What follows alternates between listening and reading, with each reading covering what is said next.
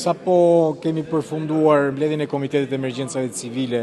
për qarkun e Lezhës me pjesëmarrjen e komiteteve të treja bashkive, të gjitha drejtoritë rajonale, qofshin këto të infrastrukturave kritike, transportit, energjisë edhe ekipet vendore të kullimit.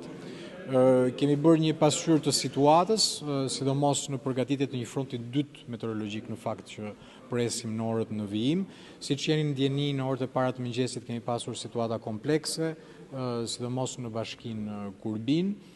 dhe disa zona urbane të Lezhës në fakt, por situata është stabilizuar progresivisht, ka pasur një ndërhyrje nga bordi i kullimit në disa argjinatura. Sikundër kemi pasur dhe vërshime pronjsh nga lartësitë edhe të bashkisë Kurbin dhe njësisë Milot, ku na është dashur të ndërhyjmë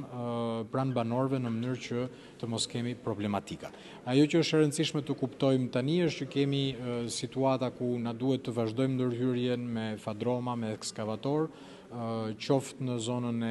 Fush Mamurasit apo edhe në zonën e Thumanës përballë, pra janë të dyja bashkitë mobilizuar në terren dhe me një dyfishim të mjeteve në argjinaturat përkatëse, të cilat kanë t'i kaluar kapacitetin praktikisht edhe në dy vende janë shëmbur. Duam që ta rehabilitojmë atë zonë në orët në vijim, ndaj dhe kemi kërkuar dhe një shtesë të numrit të mjeteve dhe Ministria e Bujqësisë është angazhuar maksimalisht në terren, mund ta konstatoni dhe vetë në çdo moment. Nga ana tjetër, kemi angazhuar edhe shtesë të ekipeve të forcave të armatosura, një skuadër edhe në dispozicion të bashkisë Kurbin, e informova dhe kryetaren, dhe ekipi Genios që do ndihmojë emergjencat civile vendore për 3 ura që kanë pasur një vështirësi me këmbë të shëmbura gjatë vërshimit të ujrave gjatë mesditës, dhe duam ta rehabilitojmë këtë situatë sa më parë në mënyrë që të mos kemi asnjë fshat të bllokuar. Në momentet që flasim kemi 50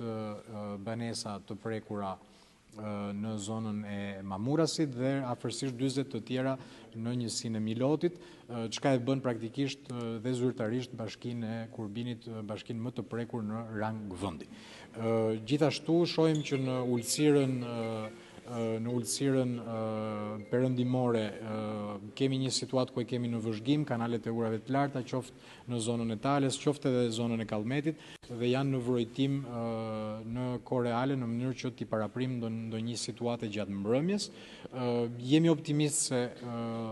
mund ta tejkalojmë pa vështirësi të mëdha, nëse situata hidrometeorologjike mbetet ajo që kemi parashikuar deri më sot. Do jetë një mbrëmje dinamike,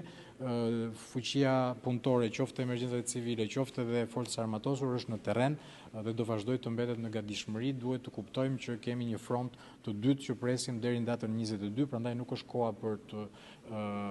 të konsideruar se është tejkaluar rreziku, mbetemi të gjithë në gatishmëri.